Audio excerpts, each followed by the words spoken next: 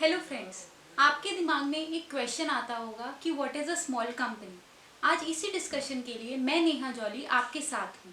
आज की इस वीडियो से आपको दो चीज़ पे डेफिनेट क्लैरिटी मिलने वाली है। पहला कि स्मॉल कंपनी क्या होती है और दूसरा स्मॉल कंपनी के क्या क्या बेनिफिट्स हैं।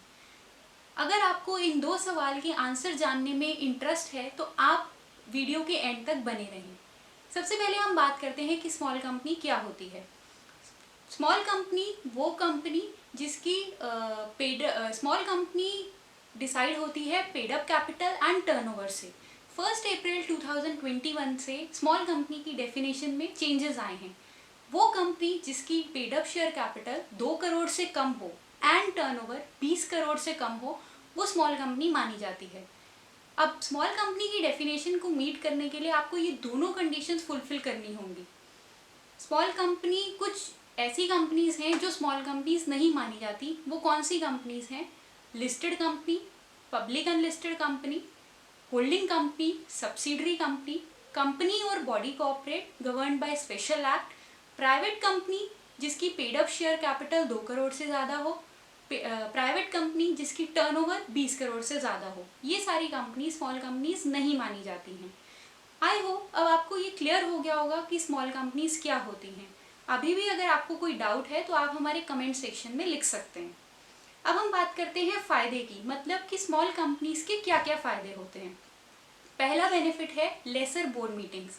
नॉर्मल कंपनी के केस में हर फाइनेंशियल ईयर में कम से कम 4 बोर्ड मीटिंग करवानी होती हैं, लेकिन ये रिलैक्सेशन है स्मॉल कंपनी के केस में कि उनको पूरे फाइनेंशियल ईयर में 2 मीटिंग्स वो करवा सकती हैं।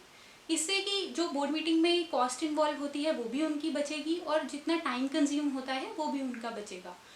सेकेंड बेनिफिट की हम बात करें तो एनुअल रिपोर्ट जो होती है आरओसी को सबमिट होती है हर कंपनी की, जिसके अंदर की जो एनुअल रिटर्न है वो डायरेक्टर एंड सीएस से सिग्नेचर होते हैं।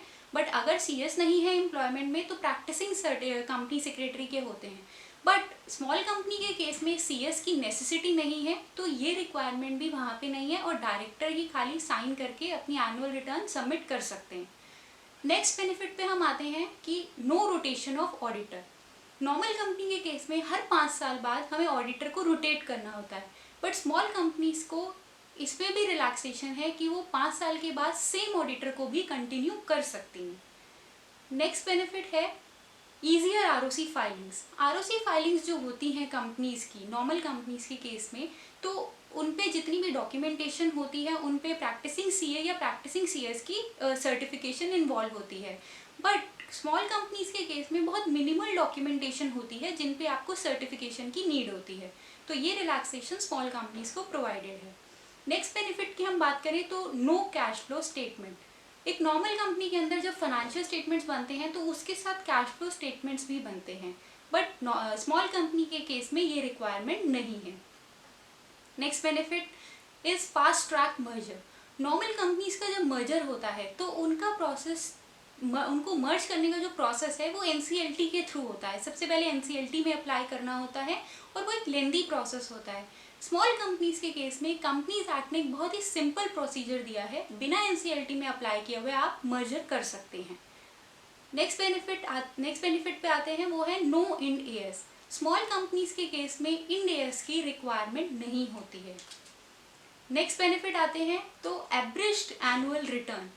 नॉर्मल कंपनी के केस में फॉर्म एमजीटी 7 के अंदर एनुअल रिटर्न जाती है जो कि डिटेल्ड होती है, बट स्मॉल कंपनीज के केस में अब से फॉर्म एमजीटी 7A में एनुअल रिटर्न जाया करेगी जो कि एब्रिज्ड एनुअल रिटर्न होगी।